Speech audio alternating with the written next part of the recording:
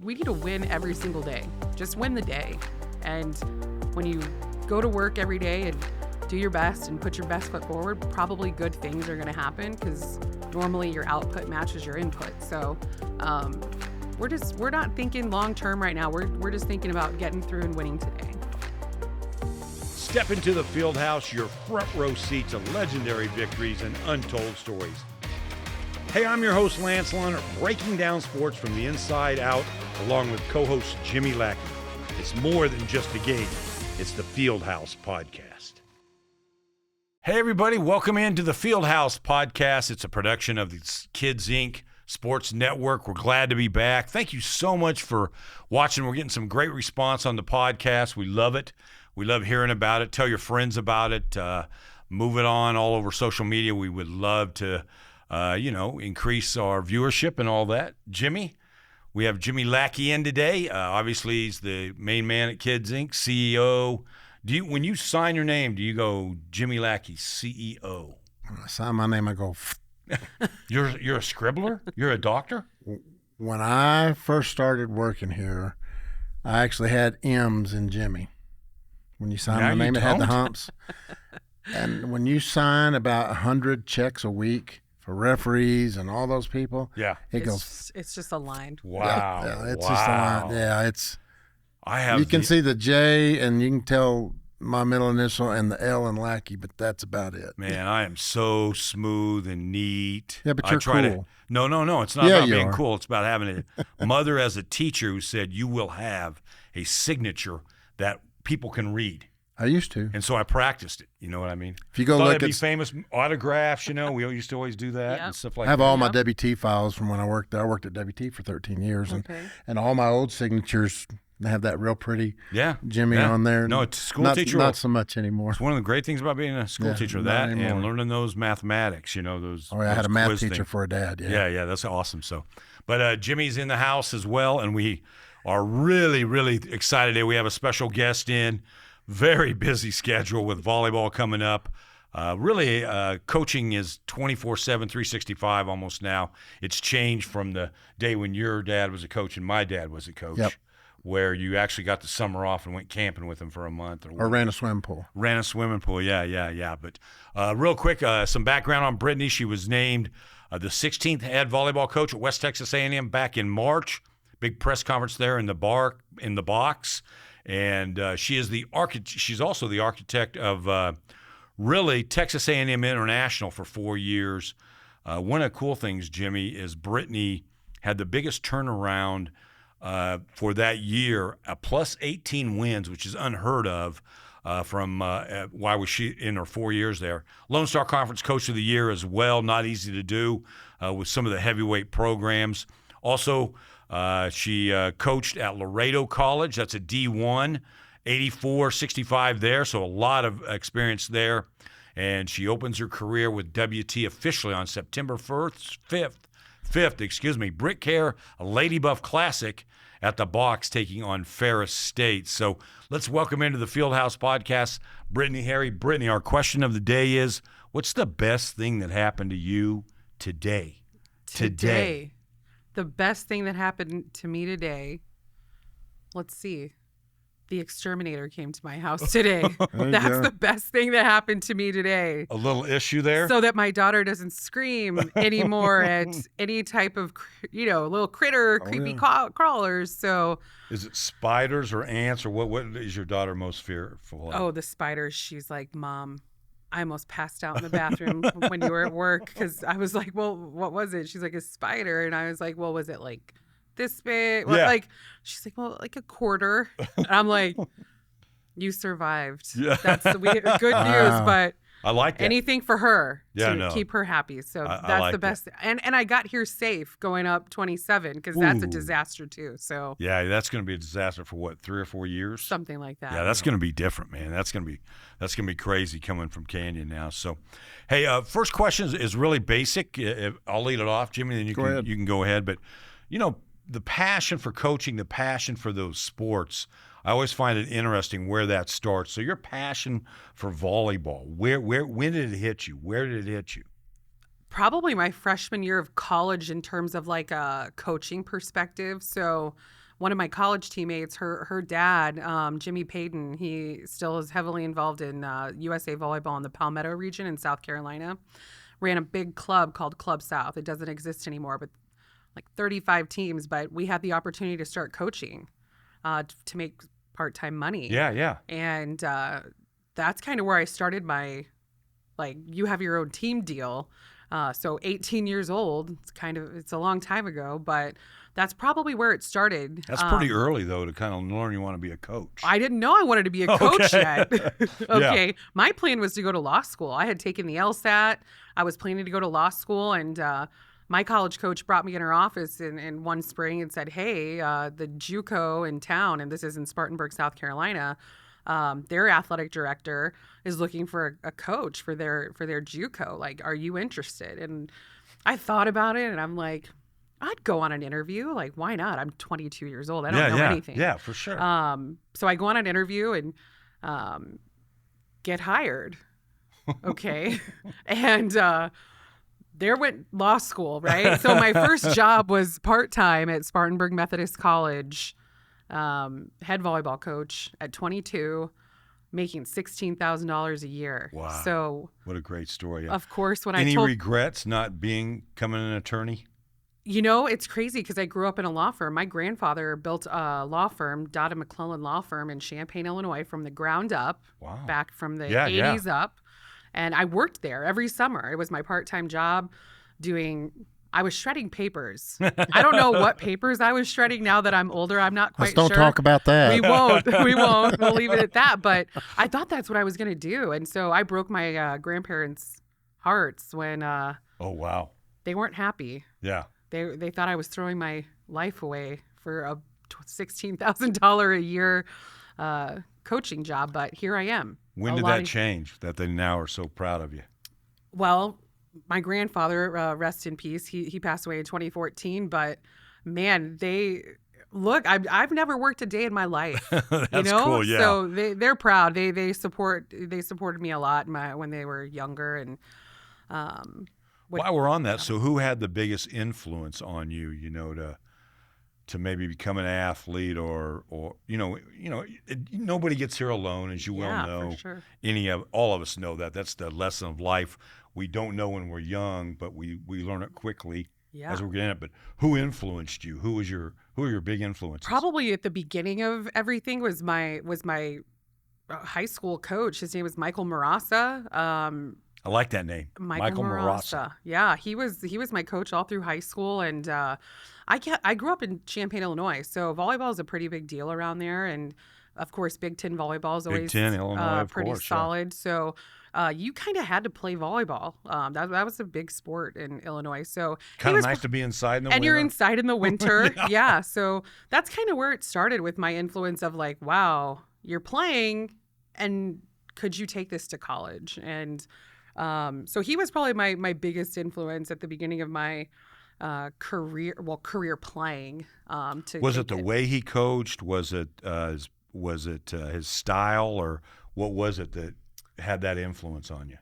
I just think that I'm 5'6", so I'm not some tall like tree of a volleyball player, but I was a 6 rotation outside, and I guess I was just kind of an aggressive gal, right? Yeah. So he liked coaching me, and I liked playing for him. So I just think his belief in me as a player, he wasn't worried I wasn't 5'10" or 6 feet tall. He trusted me, and I think that's kind of where that started. That's cool.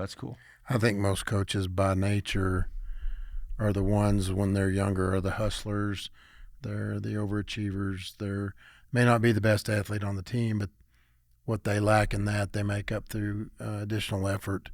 I think those are the ones that become a lot of your coaches because they've got that winning mentality in them. For sure. And I can tell you that's true. Lance and I are both coaches' kids, so growing up in that avenue, one thing I did learn about being a coach's kid, Brittany, is you either you're the superstar or suck. Okay, no in between. And I was in a tweener, okay, a baseball player, really good fielder, could not hit that well. So I was always fighting for those positions that my dad had to make those decisions, which was not fun for him or anybody, but he made it. When I played basketball, I was the president of the Red Dot Club. What's that? After every ball game, you had these red dots sitting like that. I love that. Yeah. So that's cool. Each coach develops their style, Brittany, how they coach. It just kind of comes naturally, really, But some are way intense. Some are, are paddling inside, as they say, and calm on the outside. When we watch you this fall, what can fans and everybody expect? What's your style? My style's evolved, for sure. Probably. So tell us how it was when you first started. When it first started, I was 22, so I was a maniac. Okay, I was a maniac. I was. Yeah. I had to prove myself because you're coaching kids that are 3 years younger than you. Yeah. So you need the respect. But the respect that I went through was, I'm going to be just really mean to you guys. Like, we're going to have a high level of discipline in here, and we're not going to have maybe the best experience, but we're going to win a lot of games.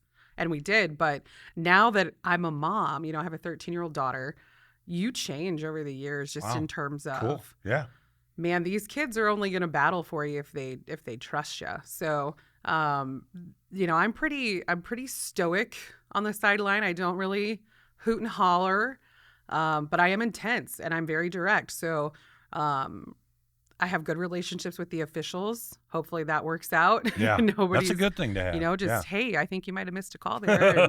I like the way you say that. Yeah, Hey, yeah. Your younger days, like, you missed that. Yeah, call. you're a bit of a spitfire when you're younger, but now age, you get a little wiser. Experience catches up. You get some experience. So trust is so huge, especially with the youth of today because of.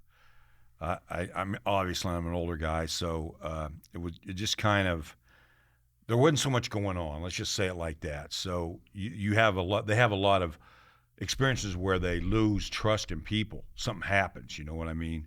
And so, how do you build that trust? Is that just simply building those?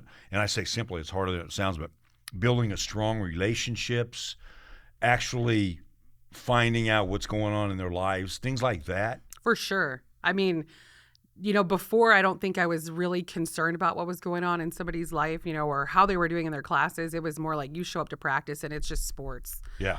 Now, when you spend the amount of time you spend with these kids, these people, these young people, you have nothing but time to get to know them and understand where they come from, what's going on in their family, what's going on in their life, and honestly, just having that open door policy where they'll just pop by my office and sit down, and you could be in the middle of something really important, but you're like, hey, they're like, hey, coach, what's up? What's going on? They call me Brittany. So, hey, Brittany, what's going on? Put a little drawing on my whiteboard and ask me, how is it going? And I asked them, how's it going? And they're like, oh, we just got some free time. We wanted to stop by and say, hey. Well, that's cool. I love that. Please come by and say, hey. But I think that if you have to kind of walk the walk that you talk. So when they see you operating and doing things that you said you were going to do and actually following through on those, I think that just goes a long way with the kids, and they want to play for somebody that's going to be like that. Has it changed in your career of coaching? The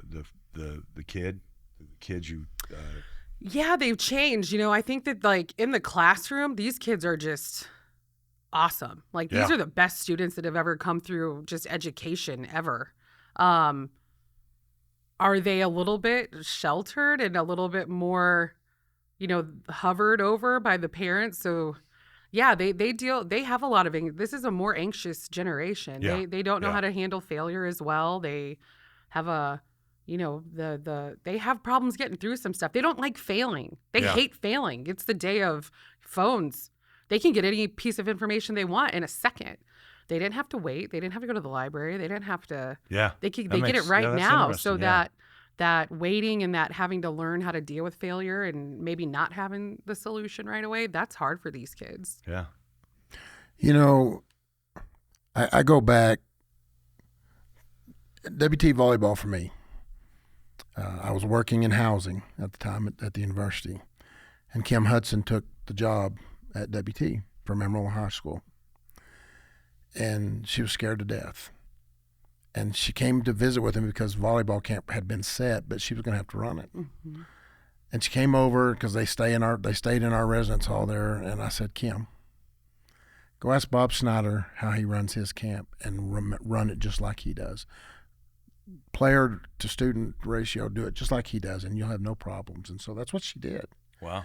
And then, ended up winning our first national championship, and then Jim won another one. She coached at South Carolina. Oh, yeah. Okay. Yeah, she was at the University of South Carolina. She went to Northern Arizona, and then she was head coach at South Carolina when Lou Holtz was coaching. Lou Holtz was coaching. Yeah, they were good friends. Yeah, but Kim's one that really got our volleyball program on track, and I go way back with the volleyball program because of my relationships. I still have relationships. She lives in Columbia, South Carolina. I still have a real good relationship with Kim,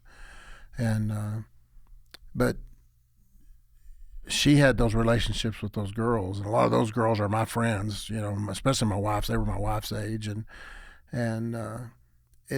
you have to have those relationships with those kids because they do need it, and they look up to you, and they're seeking that because you're that parent figure for them day in and day out now. And that's what's different about a college coach, because so many of those kids are away from home for the first time, unsupervised.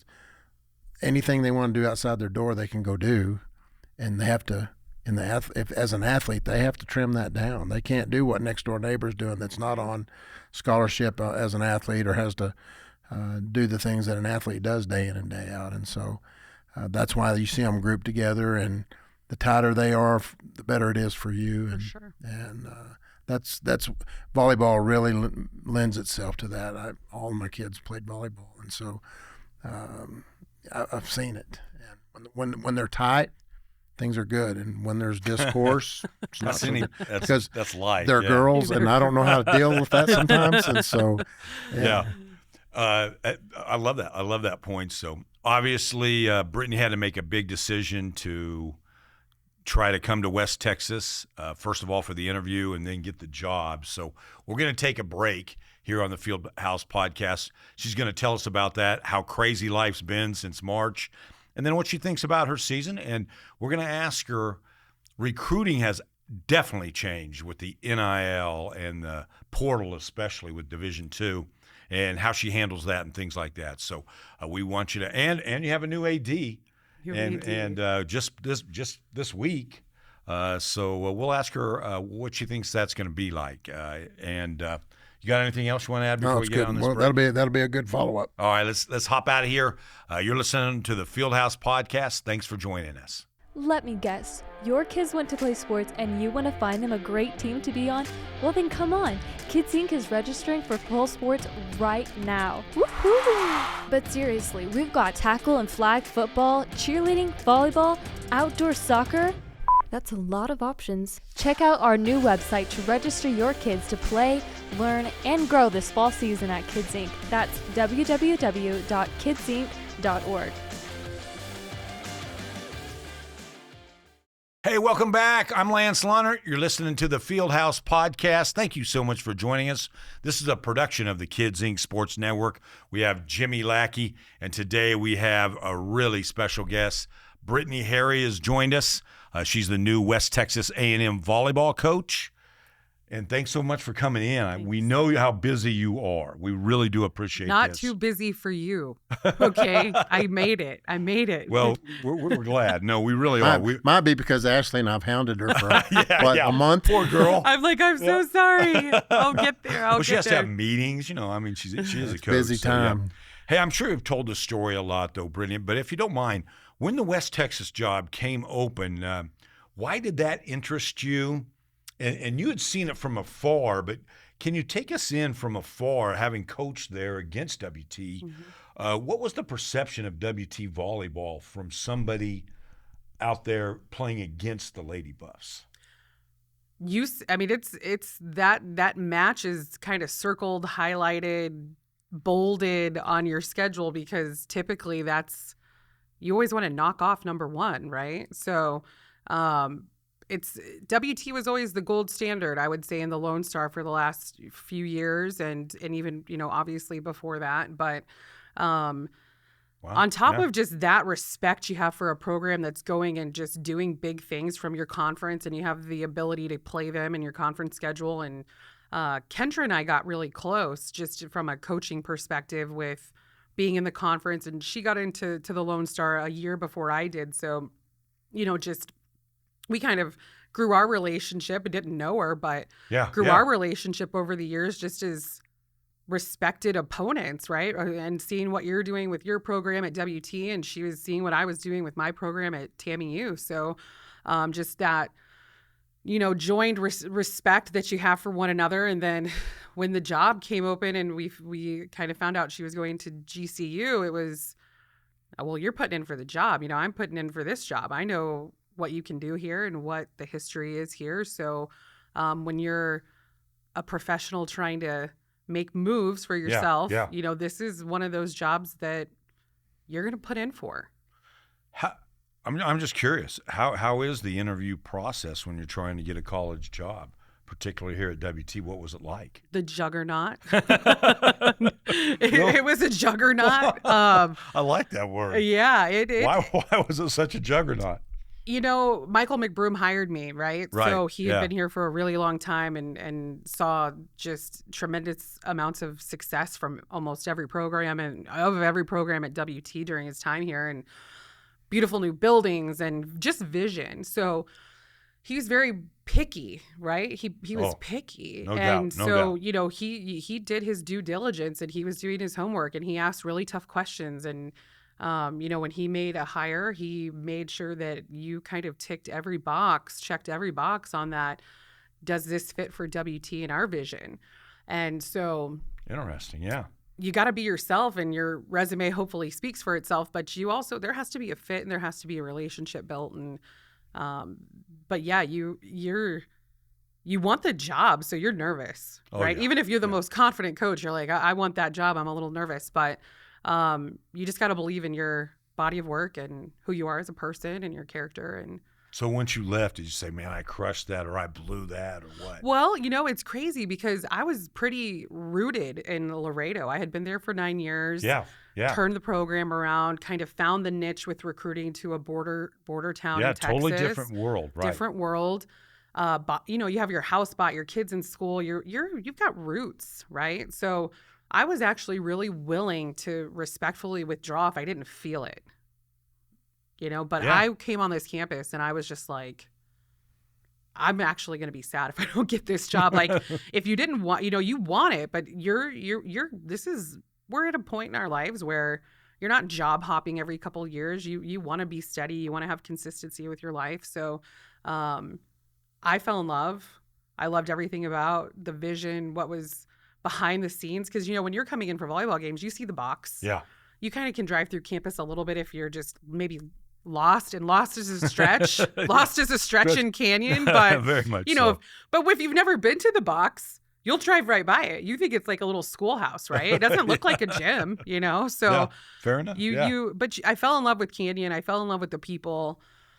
Every single person I met in the athletic department and on campus, there was just a bunch of winners. And who doesn't want to work with a bunch of winners? Like the people, my coworkers and the other coaches and staff, everybody's just doing whatever they can to help each other win championships. And that's just something you want to be a part of as a coach. I think you mentioned that, you're coming in and it's one of the most successful programs in the Lone Star Conference. I might take that a step farther, and I'll go back at least 35 years with the volleyball program and say that it's probably been the most consistent athletic program of all of the programs during that span. Yeah, that's fair enough. They're just good year in and year out, and I don't mean they win conference every year, but I'm just stating that they are competitive every year from top to bottom. If you take that 35-year span that I'm going back to, about 1987, 88-ish, when Kim came along, from that point forward, when Kim and Jim had it for that time, and Debbie came in, they've just been solid, and Tony and Tech and Kendra, took it back to where it was, and But I would say it may be the strongest out of all the athletic programs on campus. And so, that benchmark's high. But what's really cool, and you're going to get to see it from a different perspective, is the fan base is a solid too. You'll get to know those same people sitting in the same spots all the time. Oh, I already know. You don't think I know how that maroon platoon is behind the opponent's bench at a home game in the box? And but you're going to get to put names with faces. Right. And you're going to see how supportive they are, how much they'll do for you. Just like we talked already, we're going to have the team over for dinner one night during whether y'all do 2-a-days or however y'all do things now. But Briley's already pinned me down once and said we're having chicken fried rice at the Lackey House, so we'll take care of that, and you and Rhonda can come too. But sure, those are the kind of things that the hospitality side of things of how our fan base is for your program, I think will really endear you to even more once your season starts. You're gonna get to see that firsthand. Absolutely. That was going to be one of my questions, if you don't mind. The box, it's a quaint place. It's an older place with a state-of-the-art floor. But as an opponent going in there, what was the perception of the box? Playing walking there? into the box. Is that a massive home court advantage? Yes. Because nobody else, first off, we're the only Lone Star school with a volleyball-specific facility. We're the only school that has just it's ours, right? Yeah. So to know it's yours and you're not sharing with basketball, you're not sharing with student rec maybe, it's intimidating to walk in the box. You could smell the history in there, right? I like that. But you walk in and you see the just immense amount of banners on the wall, and of course the Terraflex floor. Like there's only one other Terraflex floor in Division II volleyball, and that's at Nebraska Kearney. So you've got the best floor, you've got the best environment, I think, in Division II volleyball, because we're playing a lot of places. And 4 of those banners have different colors too. They do. Yeah, that's an important detail that I see every time I walk in there, that I'm like, I got to put a white banner up on this wall. That's cool. Yeah. So how has life been since taking the job, if you don't mind, in general, just blowing and going basically?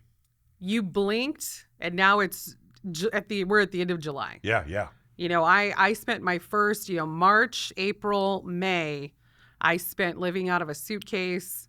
I lived in a dorm. I lived in my house with just a bed and a couple bar stools in the kitchen for a long time. My daughter finished the 8th grade down in South Texas, so we didn't have to, move her school so late in the spring. So the first few months were tough. You'd spend a couple weeks up here and a week in South Texas, and then I put, I think, like 4,000 miles on my car from March to June. Yeah. You're just hauling all the time. And so when we got moved, which I drove the U-Haul, which is just comedy anyways, a 26-foot U-Haul. Bumps, who cares about bumps? I don't know what's going on in the back. We're just driving. We're getting there, right? So That's get here. Impressive. I'm impressed. 26-footer? Well, I can do it. I believe you. Obviously, but I drove an ice truck for a while. And okay. You can't change lanes. Oh, no, I wasn't doing anything crazy, but I will tell you, I almost threw up driving through Lubbock with that, because I don't know if you've noticed I-27 through Lubbock, it's just real bouncy. Yeah, it is. Yeah. Oh man, I was like, ooh, I gotta slow down, because you're up on the air ride. It was air ride. I don't know if it was air ride. It was bumpy and it made me sick to my stomach. That's pretty cool. Yeah. Life's. It's always a big change for a coach, so the life can get crazy. We kind of mentioned about it earlier. If you don't mind, Brittany, take us in. Obviously, we had to recruit at this time, as busy as it's been, making the move, getting adjusted and all that. So what's recruiting like with the NIL and portal? Did that just change it, completely, or not as much as we think? I think it's still trickling to Division II in terms of the amount, just sheer amount. You're going to see, now it's unlimited transfers, right? They've changed the rule. You can do unlimited transfers, which people are like, oh my gosh, you can just pick a new school every single year. But the reality is you still have to have progress towards degree to be eligible. So you might not be eligible at your next school depending on a degree plan. So it's not a full free for all, but it looks like it on paper. It does, yeah. So I don't know if that's trickled down as far. I think that there's been less at WT because I think kids. I was one of those, I would say, OGs that stayed at my college all 4 years. I played all 4 years at my school.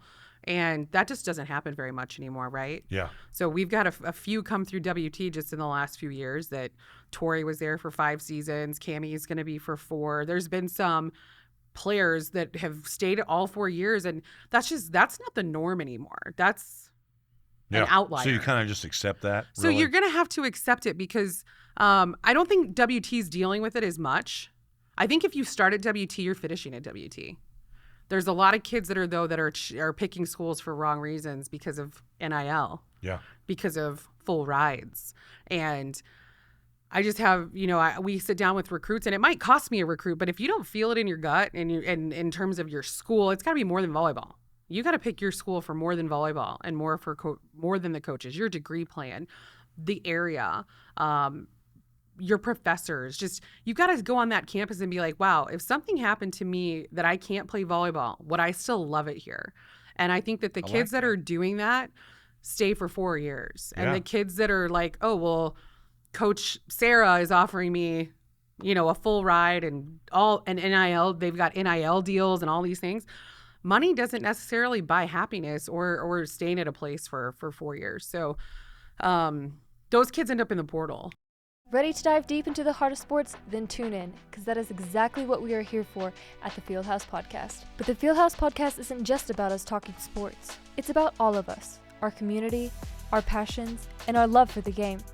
That's why we're reaching out to any and all local businesses who want to get in early on the action. Whether you're a restaurant looking to pack the house on game day, or a fitness center wanting to help our listeners take their game to the next level, we want to partner with you. By sponsoring the Fieldhouse Podcast, you're not just getting your brand out there, you're becoming a part of our sports family. Reach out to us today at fieldhouse@kidsinc.org. That's KIDSINC.org. Yeah. One thing the coaches talk about, do you feel it's changed that you have to re-recruit the team more? One time, like you were saying, you went there and stayed. So your coach didn't have to re-recruit you. Do you find you're having to do a little more of that or no? I think it for Division I, I think it's happening more often. Okay. For Division II, I don't think it's happening a lot as much in volleyball. I think basketball is. I think men's basketball is becoming almost like a Division II. It's becoming JUCO a little bit for men's basketball, because if those kids are studs at Division II basketball, they're like, show me the money in Division I, and I'm getting out of here. For sure. So I think for volleyball, though, I think it's a little bit different landscape, and NIL isn't as big for volleyball. It is at the Division I level in the P4 schools, but it's not as big for Division II volleyball. Yeah. I think you'll find this too. The fan base is going to treat you really well, but they treat those players really well. Oh, yeah. And I think that has a lot to do with that attrition level being a little less from us. We lose kids. Yep. We do, just like anybody else. But they get here, they're treated well. Professors treat them well. The class sizes are good. Mm-hmm. Professors work with them. You're on the road a lot. I think those type things really make a difference in a student athlete's life at WT as opposed to other places, because the hospitality is just second to none. And I think that's a big piece for recruiting for a coach at WT too, is that the people around here are going to take care of those kids too. For sure. Yeah. No, I feel that. I see it. And the student athlete experience. I played Division II volleyball way back in the day, and you're lucky if you have 100 people in your stands, and you might be playing in a big gym, and so it seems empty, and those 100 fans are your families, your siblings, your other athletes in your department, maybe boyfriends. It's not some big thing. Yeah.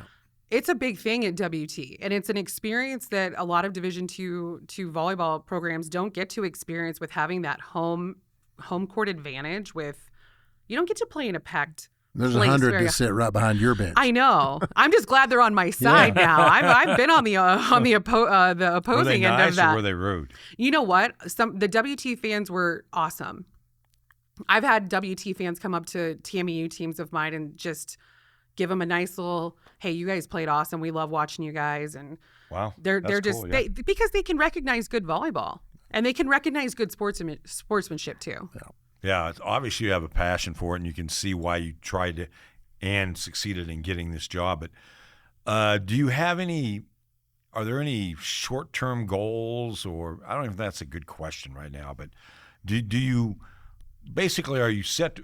You want to accomplish a lot here and really establish your style and your program? Yeah. I mean, we're blessed with a lot of returners that have the experience of the last few years. Then Tori is your assistant. Tori graduated in December and thought she was going to PA school, and wow, look at her. She's a full-time assistant volleyball coach in college now, which I love it. She's Cool. doing great. Yeah. And the girls love it because, there's that bridge of player to coach is tough, but in terms of just having someone on your staff that understands the history of the last few years for sure, and the experiences that these kids have been so blessed to go through and winning national championships and national runner-up, like those are some big shoes to fill, right?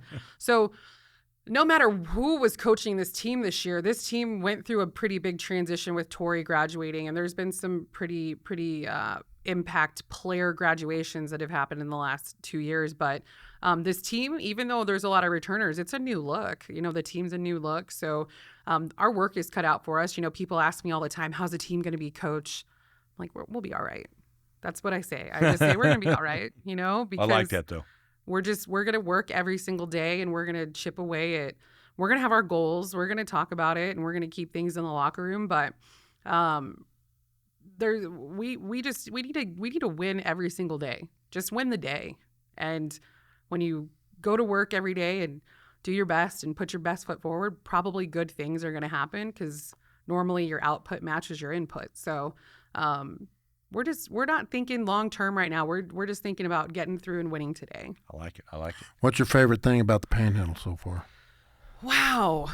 Well, it's not the dust. We have dust. Wow. We have wind. I was like, wow, am I going to have to hose out my engine? This can't be good for cars because this is new, right?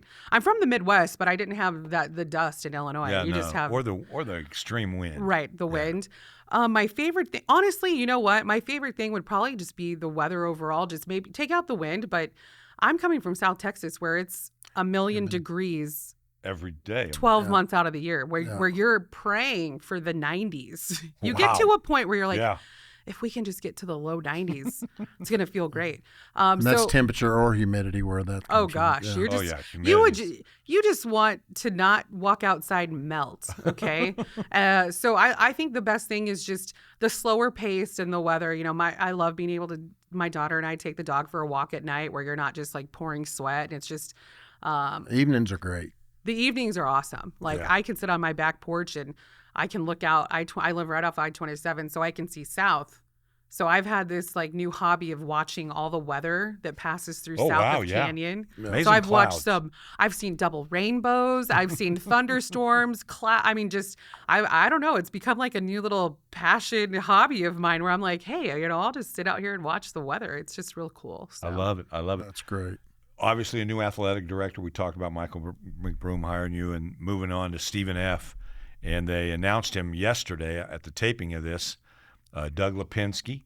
Obviously, he told us he met with all the coaches and things like that. So if you don't mind, give us your first impression, how the meeting go. And as a coach, kind of take us in. When there's a new AD, what's the vibe? The vibe is, Doug's been great. He's going through chaos right now in terms of just moving in general. It's a headache and it's hard. And he has kids going into high school too, so he's going through transitions and multiple. It's like an onion. There's just one layer after another that you're trying to get through and hopefully try to make as many people happy as you can and within reason. But so far, I love what he's preaching. He's preaching faith, family, and sports. Yeah, And that's what he mentioned. Yeah, he's got really high expectations for us, which we have expectations. We have high expectations anyways, but just it seems like he, the coach, we talked about this, like he was an assistant baseball coach Yes. before he went into admin. And I think that's going to be awesome because he's been in a coach's shoes before. So he knows head on what we face. And to know you have a leader that's been in your shoes before can give you some peace of mind and knowing like, hey, this isn't just a business guy. This is somebody that's, been in the trenches. He's babysat 18, 19, 20-year-old kids. He's been around before. it. Yeah. So you Yeah. can really get behind that. And I'm excited to see what he has in store for the department because there's a great foundation, right? It's everybody knows WT up here and everybody knows WT in the country and the Lone Star for sure. And I'm excited to see how he expounds on that because it's the vision is what pulled me in here. Michael McBroom's vision, I'm like, wow, I can see it. And you want to be a part of that. And I think Doug has that as well. And just somebody that's been in external relations for as many years as he has, I'm sure he's going to bring ideas to WT that just continue to build this awesome athletic department. Yeah, and Grand Valley has that reputation. That had to help a little bit, I would think, when he's talking to you guys. Oh, yeah. I mean, because you're not bringing in somebody that hasn't been successful. Yeah, for sure. You're bringing in 22 programs, in Right. that, which is immense. And you're in Division II, excuse me. correct. And you're bringing in somebody that has helped build that. Yes, yeah. And also they're good. Yeah. They're Yeah, not he just seemed a like big. good. I agree. He seemed Yeah. like just a good dude. You Yeah. know what I mean? And Yeah. I know that doesn't make you a great AD. but Right. Yeah. Although it's vice president Correct. of athletics. Correct. Yeah. Vice president of not athletics. athletic director. Correct. Okay. Yeah. Yep. Yeah. Going to be sitting with the big guys at the VP meetings, and I think that's also going to be a great bridging the gap with just student relations and I found that very academics. interesting. He was very excited about that, and Dr. Windler as well. Right. That's a change from what Correct. they've been doing. So Well, I've you said like this. that idea? Oh, absolutely, because I've said this more than once on this podcast. I ran the alumni office for 7 years, Mm-hmm. and as far as I'm concerned, this is one man's opinion. The athletic department is the number one window for the university. It draws the greatest amount of interest from the external community. You got a sports page every day in the paper. The sportscast is the last thing on the newscast because they want you to watch the rest of the news so they can wait for the sports. And in our culture here in the Panhandle, sports is huge. And so I will always say that sports plays as big a role at any university, but particularly ours, simply because it has a residual effect on enrollment. You bring a player to campus and that boyfriend may trail along, or two friends of that player of yours may decide they're going to come to school here too because they don't want to leave their buddy, and that happens. And so I've seen that residual effect working on a university campus, and athletics brings a tremendous window and opportunity that unfortunately other parts of the school just don't always get to bring. Not that they're not there, they just don't get the publicity that athletic departments Right. do. And so I see it from that perspective. Obviously, growing up a coach's kid, I've been around it all my life, and doing what I do professionally, I've been in sports all my life, and so I'm not saying it's the end all be all, but it is an extremely important part of any university, but particularly at WT. I think it shows respect for the athletics that WT has in general to for sure. include that, don't you? I mean, Well, yeah. I mean, in the meeting. and just talking about kind of what you're talking about, Jimmy, is it's kind of the front porch It is of most universities Yeah. that sponsor collegiate it's that front window athletics. to the house. Yeah. Correct. I love It that. is. I love that. And I told Dr. Windler, getting this guy to come in from Grand Valley, who obviously was very loyal to his alma mater, and has seen a program from top to bottom as successful as they are. I think maybe we got somebody similar to what Stephen F. Austin just got. I see a little bit of lineage there, that linear movement, that we brought somebody in who has a tremendous amount of experience from a Division II program, which right now I think is critical for us. And I think what Stephen F. Austin got in Michael gives them an opportunity to do some new things too. But on paper, he looks great. Look forward to meeting him. We'll have him on the podcast. Yeah, we'll do that. But I got to ask you, a little nervous for September 5th, or just let's get this thing going? God, no. I'm not nervous. I'm excited. We blink and here we are at the end of July, right? So we've been recruiting, we've been hustling with camps, and we've been, all the stuff over the summer that you kind of lose sight of when your season starts. And now your season is literally right here. So no, I'm pumped. Yeah, that's cool. We finally had high school camp a couple weeks ago, and just having the older kids in the gym and a lot of our players come back and work camp. I was like, this is okay. Now we're getting to the fun stuff, because there's been a lot of really hard stuff, and you're going, you're the normal day-to-day stuff that's not as fun for a coach. Yeah, right? no. You got into coaching to coach. Right. You know what I mean? Not sure. to recruit and fill out all well, the other you stuff. get into recruit. You better get into coach to recruit. You learn that's right, the for heart sure. and soul of it's your program. the heart and soul. So we've been, we have 9 seniors on this team. Wow. So recruiting for the 25 class, I felt like we were a little behind when I got hired, just because of the gap in leadership. Yeah, that's interesting. Yeah. So you got to replace that. Yeah, I mean, when I got hired, my first call is getting on the phone with recruits. I mean, we've been recruiting since I got hired, and so far we have 6 commitments for 25. We're almost done. We got 2 left, but we have a year. We don't need to rush these, but we've got good. So I'm ready for September 5th. I'm ready to play some games and get into the fun stuff. That's cool. You have anything to add? No, I just want to tell her thanks, because she and I have talked several times, and we've tried to get her in here, and I just know what summer's like for a football coach and a volleyball coach that have a season upcoming. And welcome to the Panhandle. Thank you. We're thrilled to have you here. I'm happy to be here. And we're going to be rooting for you. Thank you. And I'm grateful for you spending some time with Lance and I today. Thank you. Anything you want to add that we didn't ask you? I know you're driving over there. What are we talking about today? I'm an open book, for one. I could talk for hours and hours if you wanted me to, but no, I appreciate you all, having me on and kind of showcasing you've got good history on that, Jimmy, just having spent your years at WT working over there, and then just having you with the history and hey, what have you been up to, and I appreciate this. This is the fun stuff that when you get to talk about your program and your team, that's where it's fun. I love doing that. We appreciate this so much. We know how so much. we do a Furious 4, and it's not furious at all. Are you ready? Okay, yeah, I'm ready. Big dogs or little dogs? I have a little guy. Okay. What's his name? Norman Phil. Very nice. He's a proper gent. I like that. I love that. Phone calls or text messages? Phone calls. All right. If you're given, the world's ending tomorrow. Okay. What is going to be Brittany's last meal tonight? What do you have to have? This might be the South Texan, Brittany became a little Hispanic down there. I'd probably have Mexican food. Nice. Any particular? Or? I don't know. I'm very picky about my Mexican rice. Probably some carne asada. I like it. I love it. I love it. Yeah. Route. Food down there is totally underrated. It's just different. It's authentic. Yeah, it is authentic. That's a way to put it. Yes. Yeah. And on a scale of 1 to 10, Brittany, and you've had to do this a lot, but with 10 being the best, how good are you at keeping a secret? Oh, a 10. Probably an 11. Wow.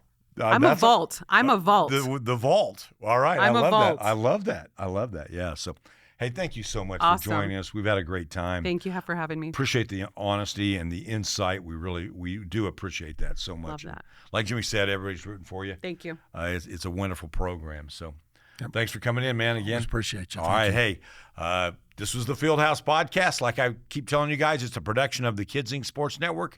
Thank you for joining us, and we'll be back soon. Just watch for us.